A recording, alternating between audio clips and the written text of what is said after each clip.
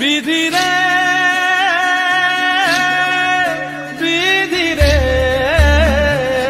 ও বিধিরে। সিতাইয়ের ব্রহ্মত্ব যাত্রার অন্দরান শিঙ্গিমারিতে পারিবারিক কলহের জেরে বাবার হাতে খুন হলো ছেলে। ঘটনায় ব্যাপক চাঞ্চল্য ছড়িয়েছে সংশ্লিষ্ট এলাকায়। ঘটনার বিবরণে মঙ্গলবার সকাল 10টা নাগাদ সুখচাঁদ রবিদাস নামে এক ব্যক্তি জানান, তার বাবা চন্দ্রদেব রবিদাসের হাতে তার ভাই রামকৃষ্ণ রবিদাস খুন হয়েছে। যদিও পারিবারিক বিবাদের জেরে এই ঘটনা ঘটেছে কিনা সেই বিষয়ে কিছু জানায়নি সুখচাঁদ রবিদাস।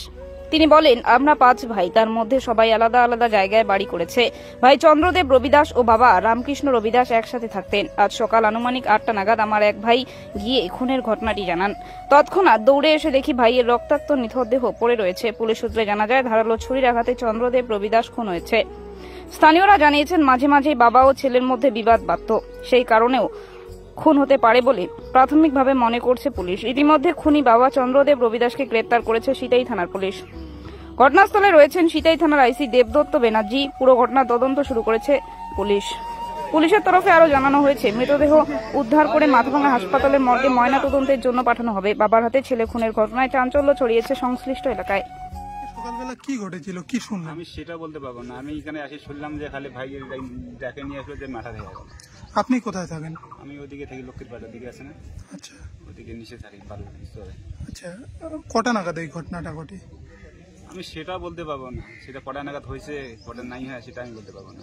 মানে এখানে আমি মোটামুটি এই 8টার দিকে, তখন 8টা বেরোতো, 8টার দিকে আমাকে ডাকে নিয়ে আসলো। বিষয়টি জানেন না কি কারণে? জানি না, খালি আমি মাঝে মাঝে শুনি কেহাল ঝগড়া হয়, ওর বাবাকে সাথে বলে কেহাল ঝগড়া করতে যায়, বাবার সাথে বলে একটু রুটি করে। মানে সম্পত্তি নিয়ে কোনো? সম্পত্তি নিয়ে ওটা আলোচনা হয় যে সম্পত্তি ভাগ বেশি নাকি, হ্যাঁ বেশি নাকি, বেশি নাকি, হ্যাঁ সম্পত্তি ভাগ করে দে। হ্যাঁ, মানে এখনো বন্টন হয়নি, ভাগ বন্টন বাবার জমি? না, ওটা হয়নি এখনো।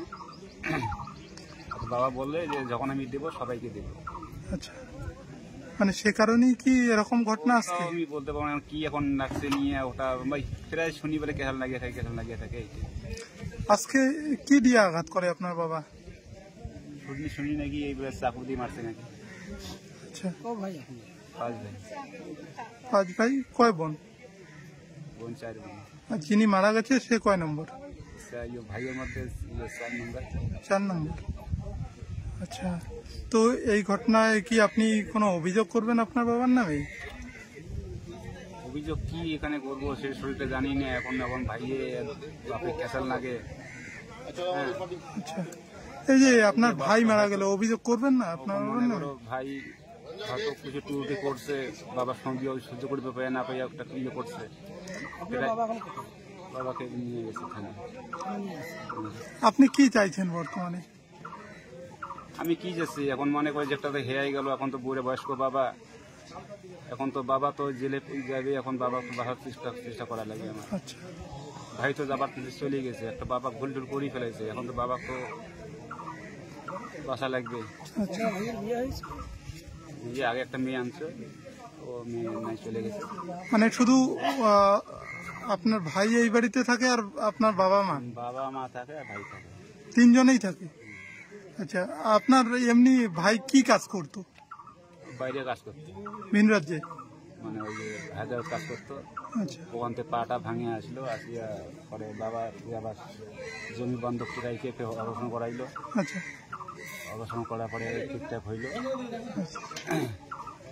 তারপরে শুনি বলে প্রায় বাবার সাথে লাগিয়ে থাকে, কেহাল লাগিয়ে থাকে।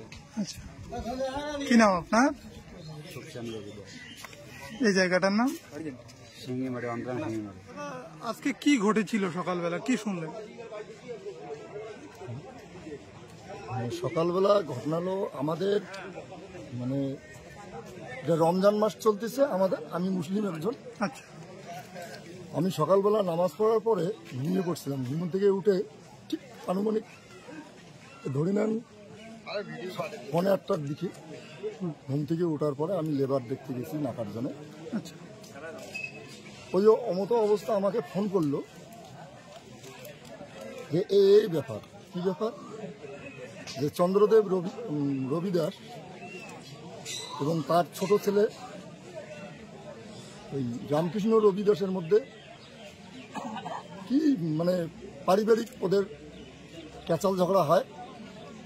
ক্যাচালের জেরে তার বাবা চন্দ্রদেব রবিদাস তার ছেলে রামকৃষ্ণ রবিদাসকে এখন ছুরি মারল না, টেকার মারল, এইটা লোকমুখে আমার শোনা। হ্যাঁ, আমি তো স্পটে ছিলাম না, এটা শোনা কথা ভারবালি এতটুকু। মানে ওদের মধ্যে কি নিয়ে বিবাদ? পরিবারের সাথে কথা বললেন, কি জানালো তারা? মানে যেটা মানে পরিবার মানে কি এই তাদের মানে কি এখন সম্পত্তি নাকি এই বিবাদের জেরেই এরকম ঘটনা? না, এটা অতটা আমি সঠিক বলতে পারবো না, তবে আমার মনে হয় ওগুলো মানে এই ধরনের কোনো ব্যাপার হবে পারিবারিক, এগুলো মানে আনুমানিক এটা আর কি এগুলো। পুলিশ যিনি এরকম ঘটনা ঘটালো তাকে কি পুলিশ নিয়ে গেছে? হ্যাঁ, তৎক্ষণাৎ ওখানে আমরা ওই শীতেই থানায় আমরা মানে কল করি।